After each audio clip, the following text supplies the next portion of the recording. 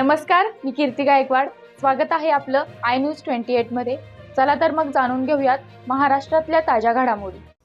राज्यस्तरीय चिंतन परिषद 2024 काल आज उद्या.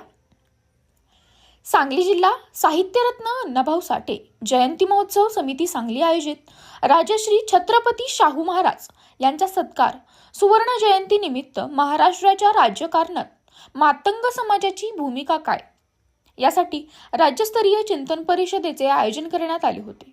यामध्ये अ, ब, क, ड विभाजित आरक्षण या पार्श्वभूमीवर मातंग समाजामध्ये एकी होणे गरजेचे आहे. या कारणाने समाजापर्यंत एकताचा संदेश आणि समाज जागृत होण्याचा व एकोपा राहावा यासाठी या चिंतन शिबिराचे आयोजन करण्यात आले होते.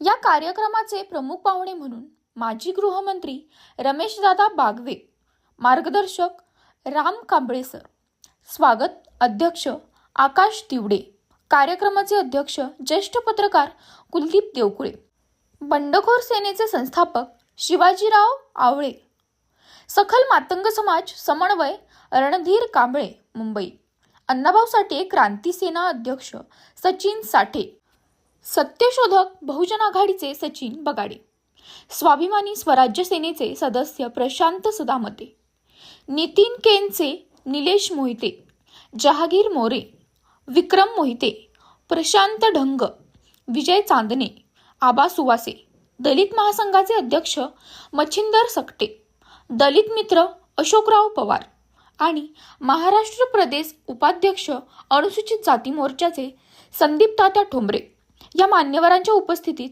महाराष्ट्राच्या राजकारणात मातंग समाजाची भूमिका काय राज्यस्तरीय चिंतन परिषद पार पडली. इंडिया न्यूज 28 पुणे विभाग प्रमुख दिलीप गायकवाड.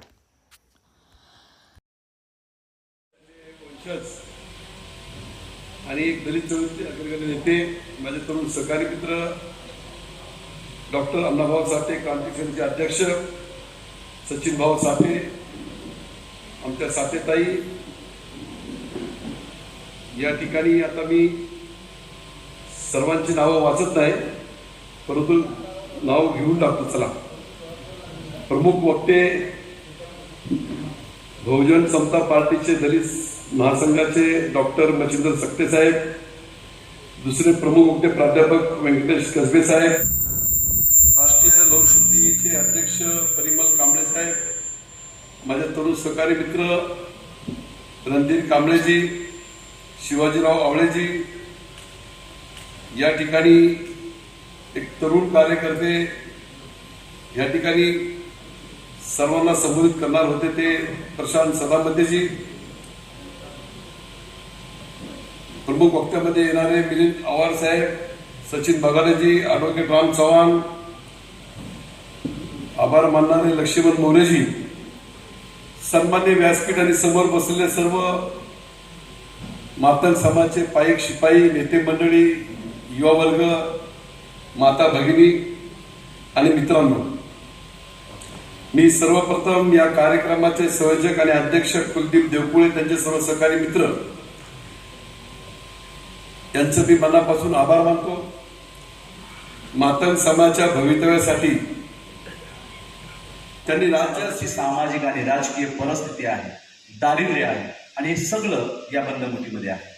पण तरी सुद्धा जर इथं म्हणत असतील की मातंग समाजाच्या वज्रमुठीमध्ये हिंदुत्व आहे, तर निश्चित आम्हाला ही गोष्ट जाणावं लागेल की आमच्या वज्रमुठीमध्ये जर हिंदुत्व आहे तर पहिली गोष्ट आम्हाला आजच्या परिस्थितीमध्ये अफवेला बाजूला काढावं लागेल. या गोष्टी अफवा एखादा जसा बघा सांगितलं की कार्यक्रम आपण लावल्याच्या नंतर त्या कार्यक्रमाला जावं की नाही जावं, आपला मातंग समाज खूप चालवाज आहे आणि हे ऍक्सेप्ट करा. तोंडावर गोड गोड बोलणार आणि माग मात्र त्याची वाट लावणार, ही परिस्थिती आपल्यामध्ये आहे.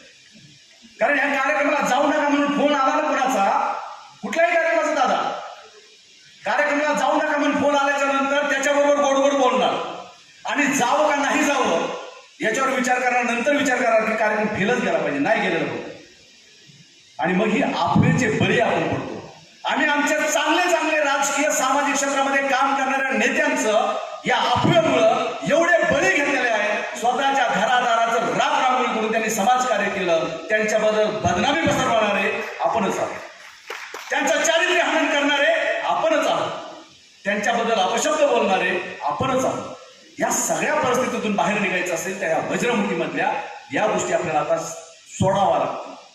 पण आजच्या परिस्थितीतला मातंग समाज काय आहे, तर आजच्या परिस्थितीमध्ये मातंग समाज हा अविश्वासावर टिकलेला एक सामान्य जात आहे. या जातीची जिथं राजकारणात दखल घेतली जात नाही, समाजकारणात दखल घेतली जात नाही.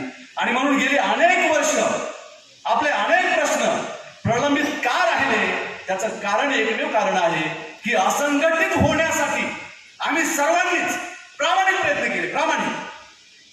असंघटित होण्यासाठी प्रामाणिक प्रयत्न केले. चिंतन करूया, स्वतः मनन करूया.